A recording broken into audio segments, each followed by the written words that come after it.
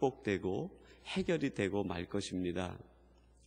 그런데 지금 다윗은 이 사울을 두려워하는 나머지 그의 인생의 방향이 잘못 설정이 되고 그의 인생이 잘못된 길로 들어가고 있습니다. 그리고 두 번째로는 다윗은 하나님에게 묻기보다는 자기의 생각을 우선하고 이것이 최선이다라고 생각을 했습니다. 여러분 1절 중반절에 보니까요 그렇게 말합니다. 블레셋 사람의 땅으로 피하여 들어가는 것이 상책이로다 그렇게 얘기합니다. 이것이 최선이다. 이것이 최고의 선택이다. 더 이상의 비법은 없다. 그렇게 생각하고 블레셋 땅으로 들어갑니다. 여러분 하나님이 계시지 않다고 하면 다윗이 선택한 이 결정이 최선일 수 있을 것 같아요. 이거보다 더 나은 방책은 없으리라 생각이 됩니다. 사울의 추격도 국제적인 관계를 이용해서 교묘하게 끊어버릴 수 있고 또 다윗이 자기의 용사들과 함께 이 가드 땅으로 들어갈 때 그곳에 있는 사람들은 용병을 얻었다 생각했기 때문에 이거보다 더 좋은 비책은 없으리라 생각이 됩니다. 그러나 하나님을 계산해 놓고 생각한다고 하면 이것보다 어리석은 방책은 없는 것이죠. 아무리 어려워도 블레셋 땅으로 들어가는 것이 아니라 우리들이 생각해낼 수 있는 최고의 방책은 힘들면 힘들수록 어려우면 어려울수록 우리들은 하나님의 품을 파고 들어가야 되는데 블레셋 땅으로 들어가는 것이 이게 얼마나 어리석은 일입니까? 여러분 우리들은 힘들면 힘들수록 이것이 최고의 방책이다라고 생각하고 하나님의 품을 파고 들어야 됩니다. 하나님의 마음 속으로 파고 들어가고 하나님의 생각 속으로 파고 들어가고 하나님의 말씀 속으로 들어가고 더 기도의 자리로 파고 들어가야 되지 블레셋 땅으로 들어가게 되면 그 순간 우리들은 결국 우리의 삶에 있어서 가장 잘못된 선택을 하게 되는 일이 일어나게 될 것입니다. 오늘 다윗은 자신의 생각 가운데 하나님을 포함시키지 못함으로 자기는 상책이라고 했지만 하나님이 볼 땐 가장 어리석은 결정을 내리고 말았습니다. 여러분 우리들이 생각할 수 있는 최고의 비책, 최고의 상책은 언제나 하나님의 품을 파고 들어갈 때, 하나님의 말씀 속으로 들어갈 때, 기도의 속으로 들어갈 때 그것이 최고의 상책이고 최고의 방법인 것을 믿으시기 바랍니다. 그리고 마지막 세 번째로는 이 다윗이 하나님을 의지하기보다는 사람을 의지하게 됩니다. 여러분 3절 상반절에 보니까요 그렇게 말씀합니다. 다윗과 그의 사람들이 각기 가족을 거느리고 가드에서 아기스와 동거하였는데 라고 말합니다. 다윗이 하나님과 동거하는 것이 아니라 블레셋의 왕 이 가드 왕 아기스와 함께 동거하였다 그렇게 얘기합니다. 여러분 우리들은 하나님과 동행하고 하나님과 동거하는 사람이지 세상과 동행하고 세상과 동거하는 사람이 아님을 우리는 깊이 생각해야 될 것입니다. 나중에 다윗이 이제 예루살렘에 사울이 죽은 뒤에 왕으로 즉위해서 올라가게 됩니다. 여러분 왕이 돼서 예루살렘에 올라가게 된 다윗에게 가장 큰 어려움들이 일어나기 시작하는데 그것은 외부에서의 어려움이 아니라 내부에서의 어려움들이 생기기 시작합니다. 그 내부에서의 어려움은 자녀들로 인한 어려움이었어요. 압살롬으로부터, 아도니아로부터, 암논으로부터. 근데 이 자녀들이 다 누구냐면 바로 이 광야 노중에서 아비가일과 아히노암으로부터 태어난 그 자녀들이 결국 다윗에게 가장 큰 어려움을 줍니다.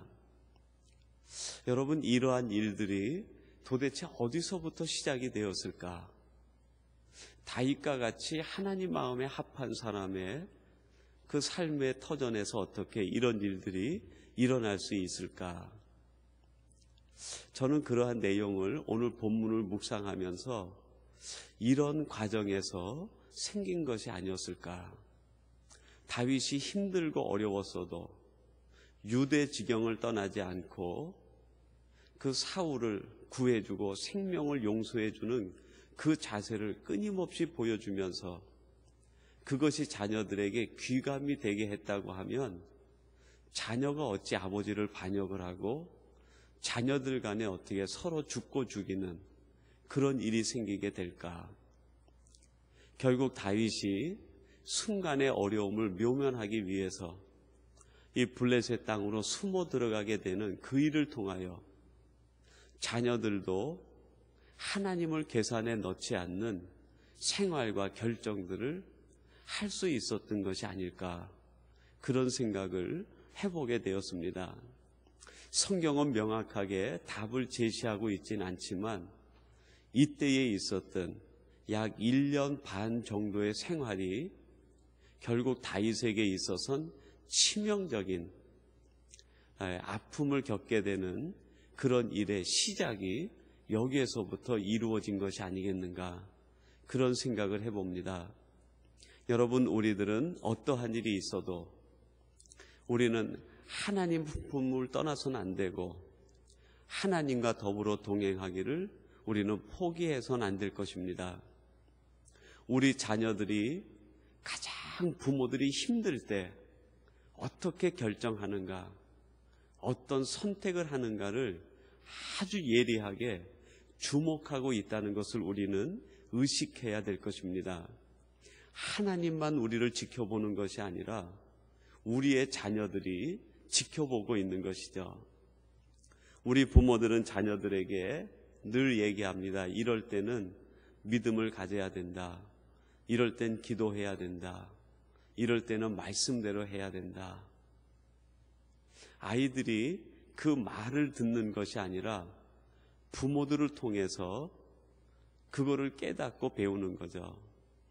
정말 가정적인 위기가 찾아올 때, 아, 우리 부모님들이 기도하시는구나, 말씀대로 풀어나가는구나, 더 하나님을 의지하는구나, 아, 그렇게 하니까 이 문제가 이렇게 쉽게 해결이 되는구나, 풀리지 않을 것 같은 이 문제가 이렇게 쉽게 풀리는 방법이 있구나, 그거를 자녀들이 보고 깨닫게 되는 거죠. 그래서 그 자녀들이 동일한 어려움에 처하게 되면, 아, 그때 이 어려움이 있을 때 우리 부모들이 이렇게 해결했는데 나도 이렇게 한번 해보지 하고 똑같은 걸 배우고 경험하게 되는 것 아니겠습니까? 그런데 다윗이 자신이 상책이라고 생각한 그 결정을 하고 내려갈 때 거기에는 아히노암과 아비가일이 함께 갑니다. 성경에서는 이 자녀들이 그때 생겼다라는 얘기를 보고하고 있지는 않지만 이 둘을 통해서 자녀들이 태어나게 됩니다. 그 기간 자체가 충분히 자녀들이 있을 만한 시기고 때이기도 한 거죠.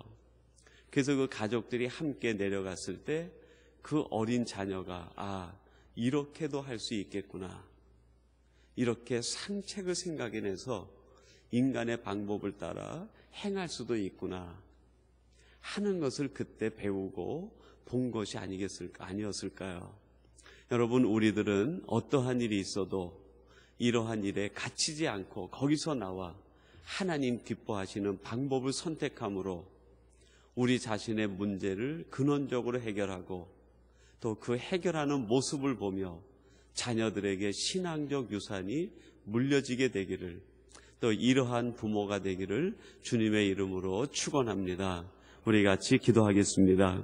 하나님 아버지, 감사합니다. 오늘도 이 새벽을 깨우게 하셔서 주신 말씀을 함께 나누며 세상 사람들과 대화하기 전에 하나님과 대화하시고 세상 사람을 만나기 전에 하나님과 먼저 영적 교제를 이루게 해주시니 감사합니다.